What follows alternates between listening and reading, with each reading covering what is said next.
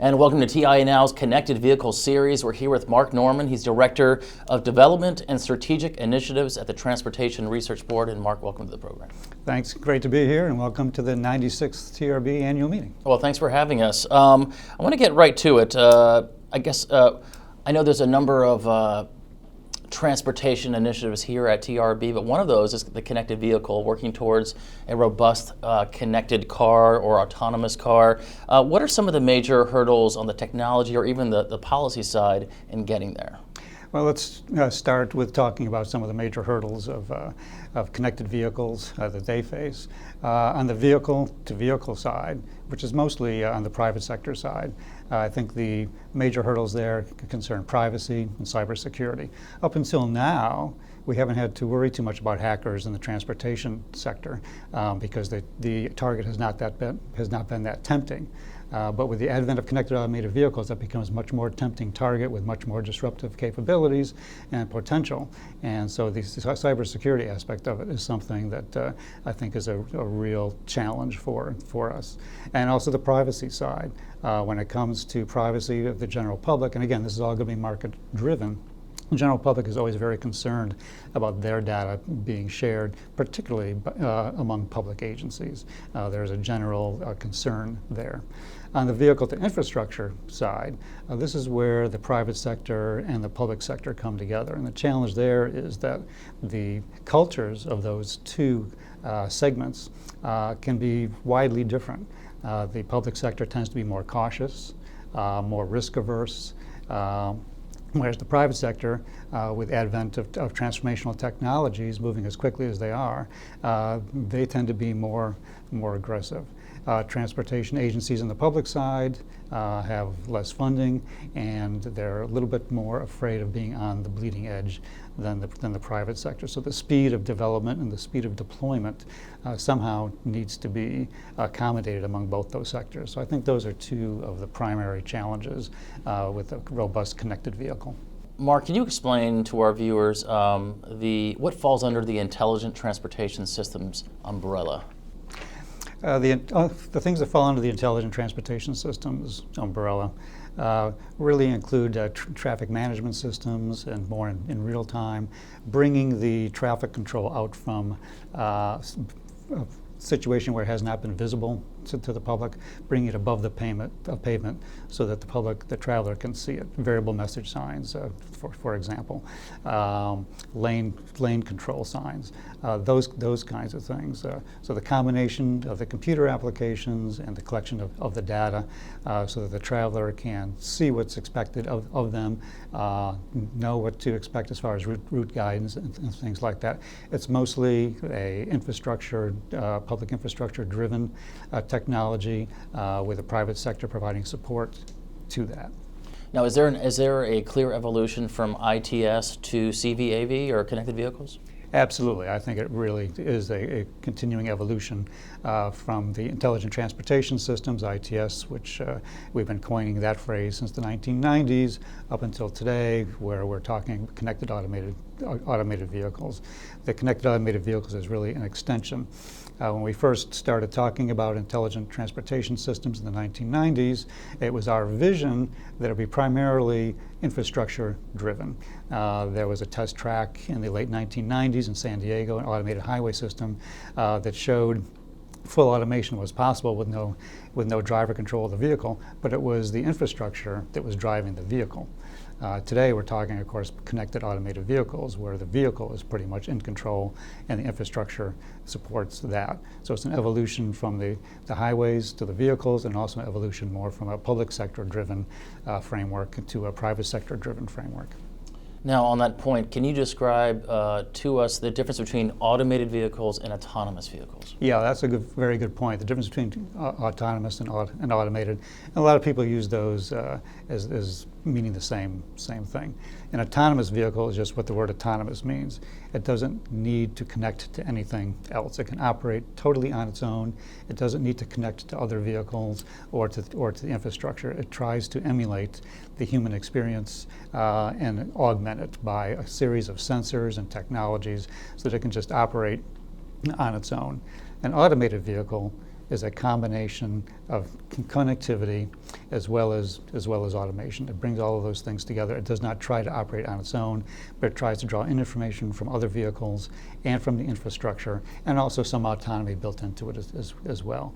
So a driverless vehicle can be either an autonomous vehicle or an automated vehicle, but there is a difference between the automated and autonomous. Mark, can you give us an example of maybe an active test bed in the ITS space? Well, let me give you some examples of a number of test beds and how they have fed that evolution to where we are now. In the late 1980s, 1987, I believe, the Northeast Corridor states came up with a test bed to test the interoperability of automated toll collection systems, a combined and common standard for that. They demonstrated that could be done so that travelers would not have to change their systems from one pass to another every time they crossed a jurisdictional line or a state line. And so that's essentially the evolution that we're seeing today, where you can go up and down most of the East Coast on the Easy Pass system. In the early 1990s, in Orlando, there was a test bed called TravTech, and that demonstrated basically what we know as GPS systems today in vehicle guidance for the traveler. Also in the early 1990s, there was a test bed called Fast Track in Oakland County, Michigan, and that demonstrated traffic control systems, traffic management systems integrated with information going to the traveler information systems, and that has led to the more sophisticated versions that we have today. In the late 1990s, there was the test bed for automated highway system in San Diego that was congressionally mandated and funded and came out of the ICE-T legislation, reauthorization legislation. So what all these things have in common, all these test beds have in common, is some seed money in the beginning, particularly from the federal government, but the relationships among the public and private sector, showing the feasibility not only of the technologies, but of the funding streams and the relationships that would be sustainable. So even some of those test beds that were competitive, and some of the contestants that didn't win, they were still able to build upon the relationships that they had developed to implement a lot of those technologies themselves. So test beds really have taken away, a certain function of taking away some of the fear that agencies have and sectors have of being too out in front in these technologies. Once it's proven and once it's shown that relationships can be sustained and lasting, then you have something that can go forward. So the test beds have been invaluable in this space. If we can get a little more, again, granular into vehicle to infrastructure connectivity and maybe some of the challenges there, and if you can give us an example as well. Well, again, I think one of the major challenges of vehicle to infrastructure connectivity is the relationships between the public and the private sector. For example, standards. The private sector is much more flexible and can change directions a lot more quickly than a public sector agency. Public sector agencies are out there in front of the public. They're very reticent to be too far out there on the bleeding edge. They don't want to be the ones that invest in the Betamax and then have to explain to the public why we used X million dollars of their taxpayers' money on a technology that was outdated before we even got it deployed. And of course, the time for deployment takes some time as well.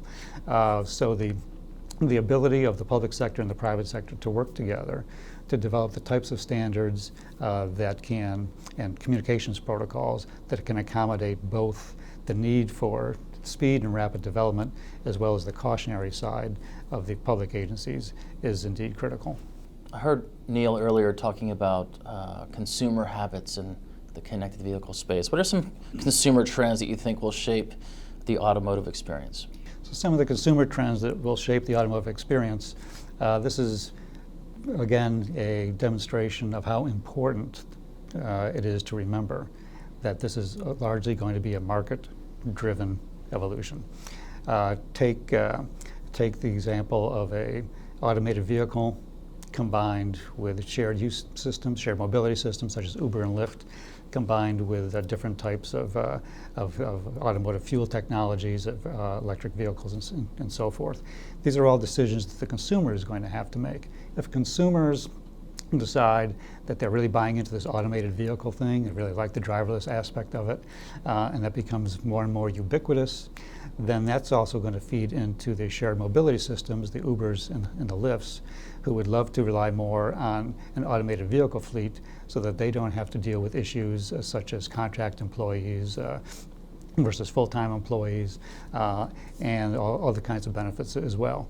And if that happens, you'll have more and more travelers traveling by automotive vehicles, but using the shared use systems as services, and maybe getting away from the private use of their own vehicles and the private ownership of their own vehicles. If that continues to evolve that way, of course, the vehicle fleets by the shared mobility system providers are likely to move more towards more fuel-efficient vehicles and even electric vehicles in order to keep their costs down.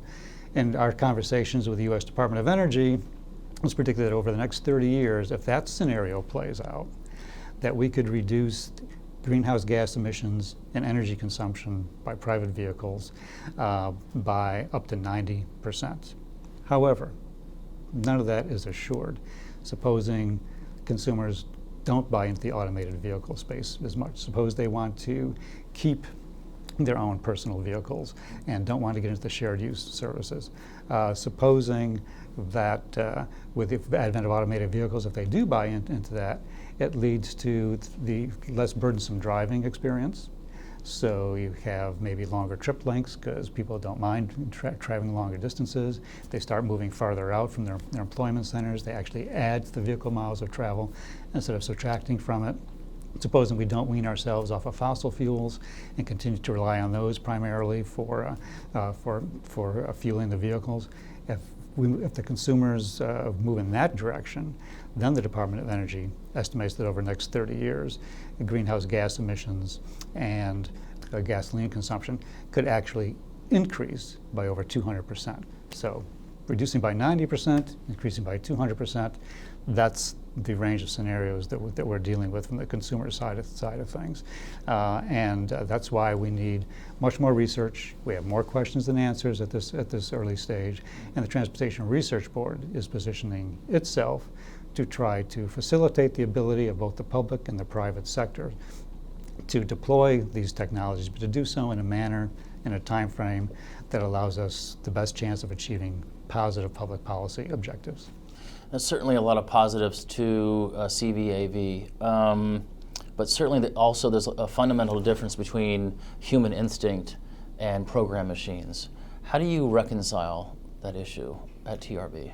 Well, we do have a number of research projects now looking at the relationship between the personal operator of the vehicle and as it evolves more onto the machine side of things. So this is we're just beginning in this human factors area with this whole new set of technologies. Some see well, first let me step back. Let's look at the human operator and our experience with that as well from a safety perspective. From a safety perspective, we have 35,000 deaths a year.